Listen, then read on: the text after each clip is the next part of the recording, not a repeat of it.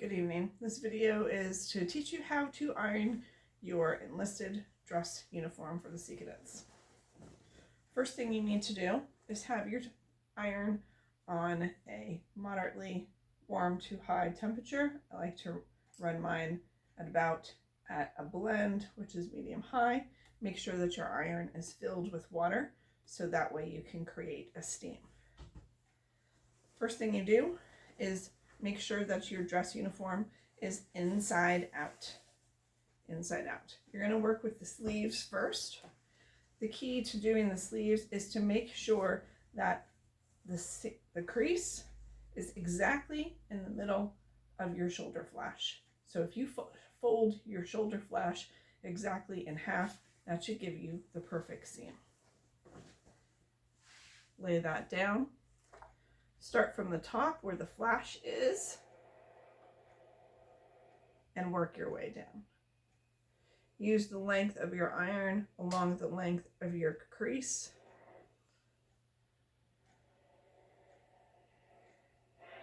It's not just about making the creases, it's about making sure that the wrinkles are out of the blouse as well.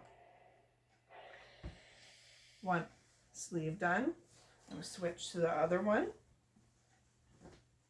I'm first going to make sure that my flashes are exactly in half. Lay it flat and start from the top and work my way down.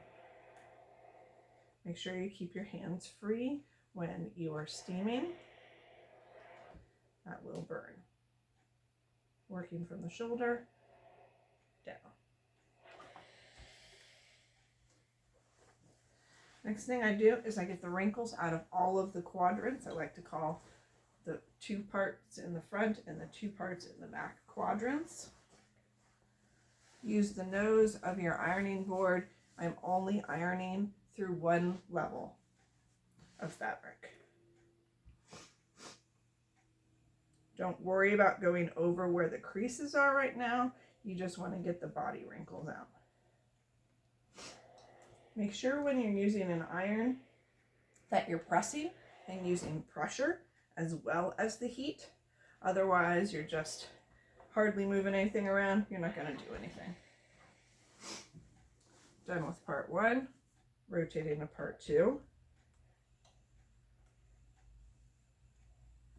We always recommend cadets arrive to parades in their white pants and white t-shirt and then change into their blouse.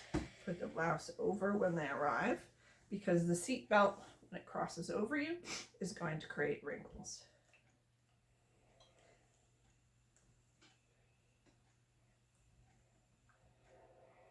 When carrying sea bags, you don't want to put it over your shoulder. When you're in dress whites, again, you're going to create wrinkles. And if you're wearing a nameplate or ribbons, you risk knocking them off, breaking them, or losing them. So if I know that my crease down the back is perfect, I'm just going to completely avoid that. If you're getting a brand new uniform and you've washed it and you've lost that crease, you're going to want to iron that flat in the front and the back and then rework that. But I know this one is perfect. All right. So when you're wearing the enlisted dress uniform, it's like an arrow goes through you. The crease in the center of your back goes inboard, and the one in the center of your front goes outboard. So think of an arrow going through you. How you do that is by ironing it inside out as well. So I'm going to hold the back along the crease. Now your grease flap is a perfect rectangle. So if you start with the rectangle, line up all the edges on the grease flap and iron it exactly in half. That will get you your first crease. That's going to help you line up everything else too. Now I'm going to open up that one that I just ironed. Now I'm going to fold the edges to the center, crease that I just created. So now I'm making 4 equal parts. If you're creating new creases, make sure you hold, go a little slow, so those creases are nice and firm.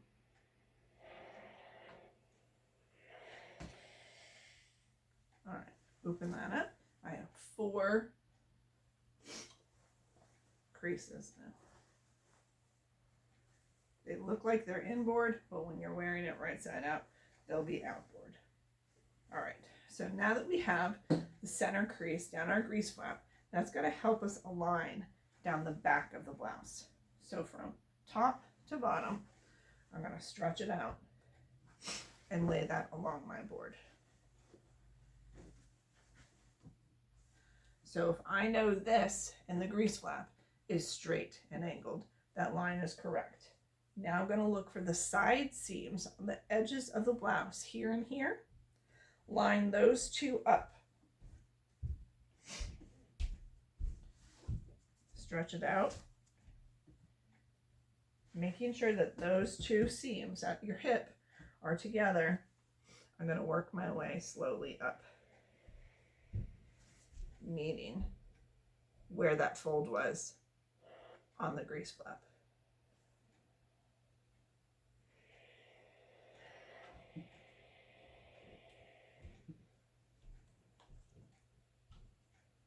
If you don't perfectly align one crease from one time to the next time, you might get what is called railroad tracks, where it looks like you have 2 parallel seams. You don't want that. If you get railroad tracks, take it out and do it again. So there's my crease in the center back. The last crease we have to do is the center, but we can't get an outboard crease with it inside out, so we need to flip it.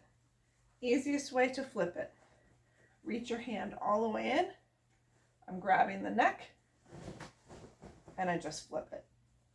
Then I'm going to stick my arms in the sleeves to quickly pull them out. If you manhandle it too much, you're going to put wrinkles back into the blouse. So right now we can see center inboard crease on the arms, exactly dissecting our flashes, an eagle, also known as a crow, and the rank. And on the other side, exactly dissecting our flash, our eagle, and our unit with an inboard crease. Our back grease flap has 4 equal sections which have outboard creases. And the back center of the blouse has an inboard crease, like that arrow's going through you.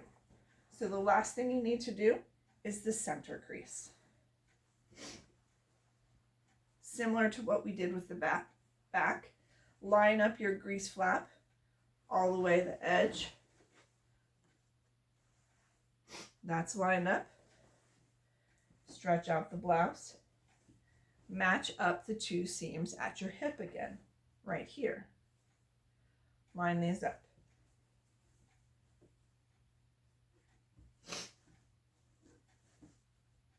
Should also dissect perfectly in the middle of the front of the V of the blouse.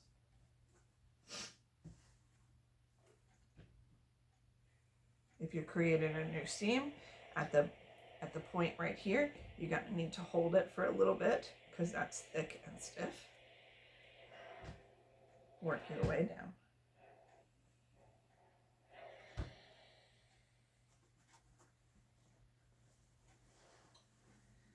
At that point, your blouse is complete.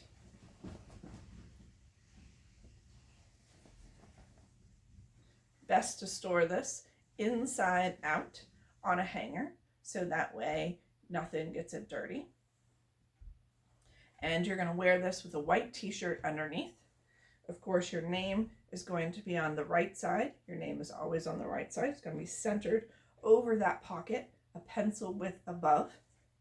And should you earn ribbons, It would be in the same spot on your left hand side. Centered, 1 pencil width or 1/4 inch above the pocket line.